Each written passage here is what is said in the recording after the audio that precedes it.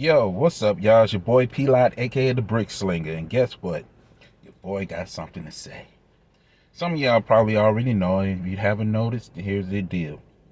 Megan Thee Stallion did an interview with Gayle King. Uh, the whole interview did not have anything to do specifically with um the situation with Tory, but it got involved within the interview because apparently this interview was basically about Megan Thee Stallion. For many of you already know about the Megan Thee Stallion and Tory Lane situation. To make things short, it's just basically like two individuals, this, that, and the third, and all of a sudden she ended up getting shot in the foot. That's that being much the story, and she basically tried to tell the story by saying, she wasn't feeling the atmosphere, and she wanted to go, and pretty much it's a whole lot, and I don't want to make it seem like I don't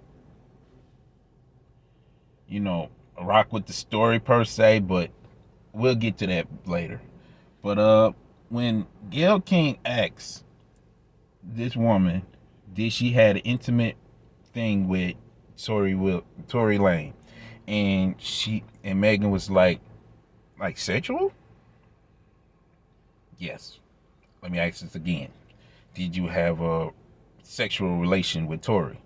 And according to Megan, that wasn't the case. It was more like, two individuals becoming friends because they had something in common. Both of them lost their mothers. But here's my thing of this whole situation. And ladies, I really pray that y'all take heed to this. One thing I see about Megan Thee Stallion is that she put herself in this situation. She basically set herself up to be in a predicament where it's going to be hard for people to really take her serious. Even though she ended up with a shot in the foot due to, according to her, she was told dance, and got shot in the foot. And to me, it's kind of like awkward. And I know many people gonna be like, P, you blaming her, you holding her, doing this. It's like, no, hear me out. This is why we should always teach our daughters and nieces and even our sons and nephews, be careful what you put out, because what you put out is what people are going to expect and then some. Megan Thee Stallion probably is or probably was a dope, good female. Maybe. Could be. Maybe is. But the problem is, it's going to be hard for people, and especially men, to take her serious when she put herself out as the total opposite of a good woman. You can't expect nobody to feel sorry for you when you put yourself in that predicament. Yes, it was messed up that she got shot in the foot. It was messed up for her to be in that predicament, but it's also messed up when you get on an interview with someone like Gayle King. Now, many people have yet to forget what she did in 2020 when she did that interview with Lisa Leslie, and she brought up Kobe Bryant's pseudo grape charge, excuse me, and thinking that what Kobe Bryant is around Lisa is a total different. And it's like Lisa, and big ups to Lisa Leslie for defending not only Kobe Bryant's legacy, but Kobe Bryant as her friend, because this man is dead now. He can't defend himself, and if he did still was alive, if that would have been brought up, it still would have been on Gayle's head, because of the simple fact that For those who forgot, the woman that screamed grape was also the same woman that put that had to drop the charges because she knew that folks that knew her history, her sexual history. They know how she gets down.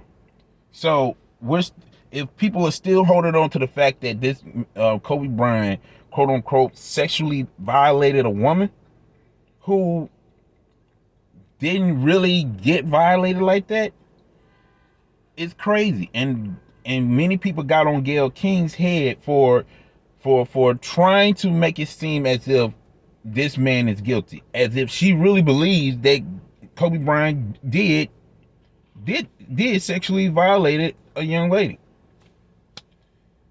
And then let's not forget the R. Kelly interview.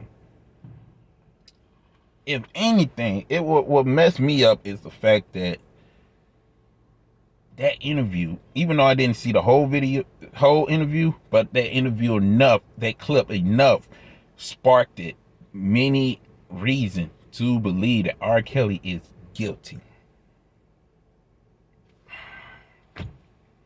For him to go out and be like, I've been giving y'all 30 years of my life to be put up with this. Y'all killing with me. It's like, Gayle,